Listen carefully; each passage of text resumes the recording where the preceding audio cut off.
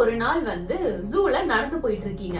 ஒரு அனிமல்ஸா பார்த்துட்டு அழகா இருக்குல்ல அப்படின்னு நினைச்சிட்டு சரி ஓகே கடைசியா நம்ம சிங்கத்தை பார்த்துட்டு வீட்டுக்கு கிளம்பலாம் அப்படின்னு இருக்கீங்க. சிங்கத்தை பார்க்க போகும்போது திடீர்னு உங்களை சுத்தி ஃபுல்லா ஒரு மாதிரி ஒயிட் கலர்ல ஸ்மோக் சரௌண்ட் ஆகுது. சரி அந்த புகைலாம் போனதுக்கு அப்புறம் நல்லா தெளிவா சிங்கத்தை பார்த்துட்டு போலாம் அப்படின்னு கண்ணை தொடச்சிட்டு சிங்கத்தை பாக்குறீங்க. சிங்கம் இருக்க வேண்டிய இடத்துல திடீர்னு ஒரு டைனோசர் இருக்கு அப்படின்னா எப்படி இருக்கும்?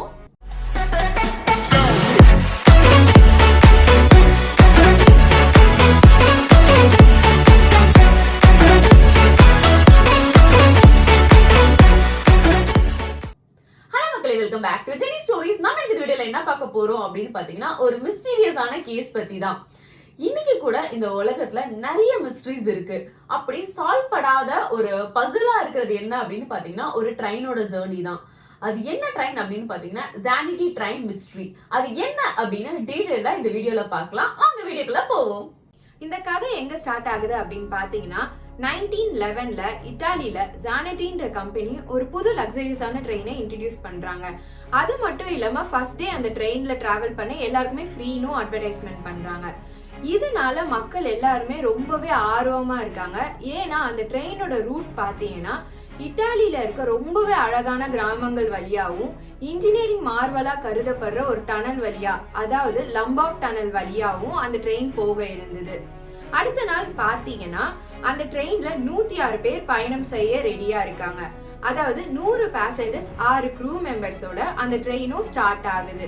அது மட்டும் இல்லாம எல்லாருமே ரொம்பவே எக்ஸைட்டடா இருந்த அந்த லம்பாக் டனலும் நெருங்குது.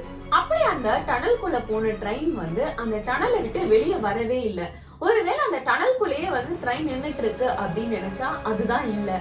அந்த ட்ரெயினோட சேர்த்து ட்ரெயின்குள்ள இருந்த ஒரு 104 பேசஞ்சர்ஸுமே மர்மமான முறையில மாயமா காணாம போயிடுறாங்க.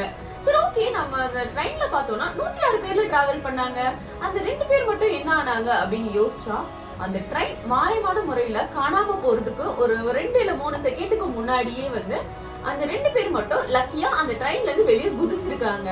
சோ அவங்க தான் இந்த இன்சிடென்ட்டை வெளியே சொல்றாங்க. அப்படி கேள்விப்பட்ட எல்லாருமே அந்த ட்ரெயின் என்ன ஆயிருக்கும் அப்படின்னு சொல்லிட்டு தேடுறாங்க. அது மட்டும் இல்லாம இன்வெஸ்டிகேட்டர்ஸும் இந்த 2 பேரை விசாரிக்கிறாங்க. அப்படி அந்த ட்ரெயின்ல என்னதான் நடந்துச்சு அப்படின்னு. அப்போ அவங்க சொன்ன விஷயங்கள் அவ்வளவு ஷாக்கிங்கா இருந்துச்சு. என்ன அப்படின்னு பாத்தீங்கன்னா அந்த டனல்குள்ள போறதுக்கு ட்ரெயின் நெருங்குச்சு. அப்படி அந்த டனல்குள்ள போக ஆரம்பிக்கும் போது எங்க இருந்தோ திடீர்னு ஒரு வெள்ளை கலர் ஸ்மோக் மாதிரி ட்ரெயின்ல நுழைஞ்சது. அது மெல்ல மெல்ல ட்ரெயின் ஃபுல்லா ஸ்ப்ரெட் ஆச்சு. எனக்கு அதை பார்த்ததுமே ரொம்ப பயமாயிருச்சு. பயத்துல என்ன பண்றதுன்னு கொஞ்சம் கூட யோசிக்காம நான் ட்ரெயினை விட்டு வெளியே குதிச்சிட்டேன். நான் குதிச்சதை பார்த்தது எனக்கு பின்னாடி இருந்து இவரும் என் கூடவே குதிச்சிட்டாரு. சரி ஓகே நம்ம குதிச்சிட்டோம், அது என்ன ட்ரெயின் என்ன ஆச்சு அப்படின்னு சொல்லிட்டு நான் எந்திரிச்சு பார்க்கும் போது என் கண்ணு முன்னாடி இருக்க வேண்டிய அந்த ட்ரெயின் மர்மமான முறையில காணாம போயிருந்துச்சு அப்படின்னு சொல்லிட்டு அவர் சொல்றாரு. இதை கேட்ட அந்த 2 இன்வெஸ்டிகேட்டர்ஸும் அந்த டனலை இன்னும் டீப்பா சர்ச் பண்றாங்க. அப்படி பண்ணும்போது அந்த ட்ரெயின் அந்த டனல்ல மோதி ஏதாவது ஆக்சிடென்ட் ஆனதுக்காகவோ இல்ல யாராவது அந்த ட்ரெயினை ஹைஜாக் பண்ணதுக்காகவோ எந்த ஒரு எவிடன்ஸுமே கிடைக்கல. இதனால ரொம்பவே கன்ஃபியூஸ்டா அவங்க நிறைய கேஸ் ஸ்டடிஸ் பண்றாங்க. அப்படி பண்ணும்போது அவங்களுக்கு ஒரு வினோதமான கேஸ் கிடைக்குது. அந்த கேஸ் எப்போ நடந்தது அப்படின்னு பாத்தீங்கன்னா 1840ல தான். அது என்ன சொல்லுது அப்படின்னு பாத்தீங்கன்னா திடீர்னு ஒரு 104 பேரு அடிபட்டு ரொம்பவே கன்ஃபியூஸ்டா ஒரே நேரத்துல ஒரு சைக்காட்ரிக் ஹாஸ்பிட்டல்ல அட்மிட் ஆயிருக்காங்க. அது மட்டும் இல்லாம அவங்க போட்டிருந்த உடைகளும் அவங்க பேசுறதும் வினோதமா இருந்தது அப்படின்னு அந்த டாக்டர்ஸும் ஸ்டேட்மெண்ட்ல சொல்லியிருக்காங்க. அப்படி என்ன சொல்லியிருந்தாங்க அப்படின்னு பாத்தீங்கன்னா நாங்க இந்த மாதிரி ஒரு ட்ரெயின் மூலியமா இந்த இடத்துக்கு வந்துட்டோம் அப்படின்னு சொல்லியிருக்காங்க. இதுல என்ன சஸ்பிஷியஸான விஷயம் இருக்கு அப்படின்னு பாத்தீங்கன்னா அந்த காலகட்டத்துல ட்ரெயின்னு ஒரு வெஹிக்கிளை கண்டே பிடிக்கல. அப்படி இருக்கும்போது இவங்க எப்படி இந்த இடத்துக்கு வந்திருக்க முடியும்? அது மட்டும் இல்லாம இன்னொரு ஆச்சரியமான விஷயம் என்ன நடந்தது அப்படின்னு பாத்தீங்கன்னா அந்த 104 பேர்ல ஒருத்தர்கிட்ட ஒரு மேட்ச் பாக்ஸ் கண்டுபிடிச்சிருக்காங்க. அந்த மேட்ச் பாக்ஸ்ல மேனுஃபேக்சரிங் இயர் 1907, அதாவது சரியா 67 வருஷத்துக்கு அப்புறம் மேனுஃபேக்சர் ஆக வேண்டிய மேட்ச் பாக்ஸ் எப்படி இப்ப 1840ல இவர்கிட்ட இருக்குன்றதும் ஒரு மிஸ்ட்ரியா இருந்திருக்கு. இந்த கேஸ் ரொம்பவே குழப்பமா இருக்கனால அந்த இன்வெஸ்டிகேட்டர்ஸ் அந்த கேஸை அப்படியே விட்டுருக்காங்க. இப்போ 1911ல இந்த கேஸை இன்வெஸ்டிகேட் பண்றாங்க. ஒருவேளை இந்த கேஸ் ஏதாவது கனெக்ட் ஆயிருக்குமோ அப்படின்னு பார்க்கும்போது ஆமா கனெக்ட் ஆயிருக்கு. ஏன்னா இந்த ட்ரெயின்ல மிஸ் ஆன மெம்பர்ஸும் 104 பேர் தான். அங்க வந்து சைக்காட்ரிக் ஹாஸ்பிட்டல் அட்மிட் ஆயிருந்தவங்களும் 104 பேர் தான். அது மட்டும் இல்லாம அவங்க ஒரு ஸ்டேட்மெண்ட்டும் சொல்லியிருக்காங்க, நாங்க ஒரு ட்ரெயின் மூலியமா தான் இந்த இடத்துக்கு வந்தோம் அப்படிங்கறதையும் சொல்லியிருக்காங்க.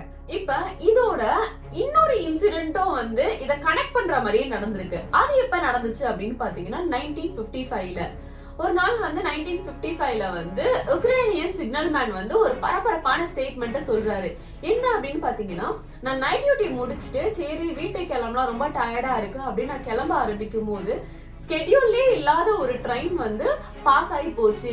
சரி என்னடா ட்ரெயின் இது, ஏன் பாஸ் ஆச்சு அப்படின்னு நான் ட்ரெயின் நம்பர்ஸ் அந்த மாதிரி இதெல்லாம் நோட் பண்றதுக்குள்ள அந்த ட்ரெயின் என் கண்ணு முன்னாடியே மர்மமான முறையில மாயமாயிருச்சு அப்படின்னு சொல்லிட்டு ஒரு ஸ்டேட்மெண்ட்டை விடுறாரு.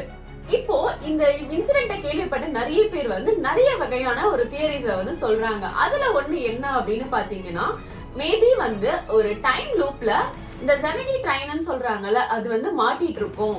அதனாலதான் வந்து பாஸ்ட் அண்ட் ஃபியூச்சருக்கு வந்து இது டிராவல் ஆயிட்டு இருக்கு அப்படின்னு சொல்றாங்க. ஏன்னா 1911ல கிளம்பின அந்த ட்ரெயின் வந்து பாஸ்டுக்கு, அதாவது 1840க்கு போயிருக்கு. சோ அங்க இருந்து அந்த 104 பேர் மேபி அதுல இருந்து இறங்கி ஒரு கன்ஃபியூஸ்டான ஸ்டேட்ல சைக்காட்ரிக் வார்டுல வந்துட்டு அட்மிட் ஆகப்பட்டிருக்கலாம் அப்படின்னு சொல்றாங்க.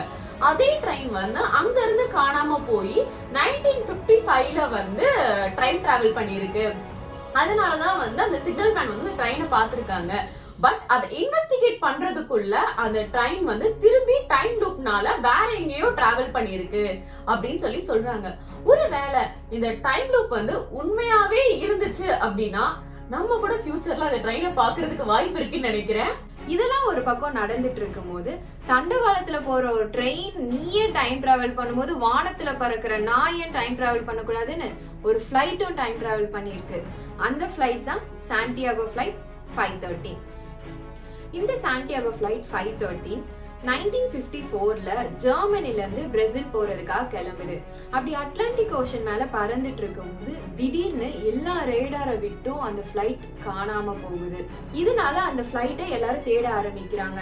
அந்த ஃபிளைட் கடல்ல விழுந்ததுக்கோ இல்ல வந்து வேற யாராவது அந்த ஃபிளைட்டை ஹைஜாக் பண்ணதுக்காகவோ எந்த ஒரு எவிடன்ஸுமே கிடைக்கல. இதனால அந்த கேஸை வந்து அப்படியே விட்டுடுறாங்க. சரியா 35 இயர்ஸ் கழிச்சு, அதாவது 1989ல திடீர்னு ஒரு அன்ஸ்கெடியூல் ஃபிளைட் வந்து பிரேசில்ல லேண்ட் ஆகுது. அது என்ன ஃபிளைட் அப்படின்னு போய் பார்க்கும்போது எல்லாருமே ரொம்பவே அதிர்ச்சி ஆகுறாங்க. ஏன்னா அதுல சாண்டியாகோ ஃபிளைட் 513ன்னு இருந்திருக்கு. சரி இப்போ அந்த ஃபிளைட்ல என்ன இருக்கு அப்படின்னு போய் உள்ள போய் பார்க்கும்போது அவங்க ரொம்பவே ஷாக் ஆகுறாங்க.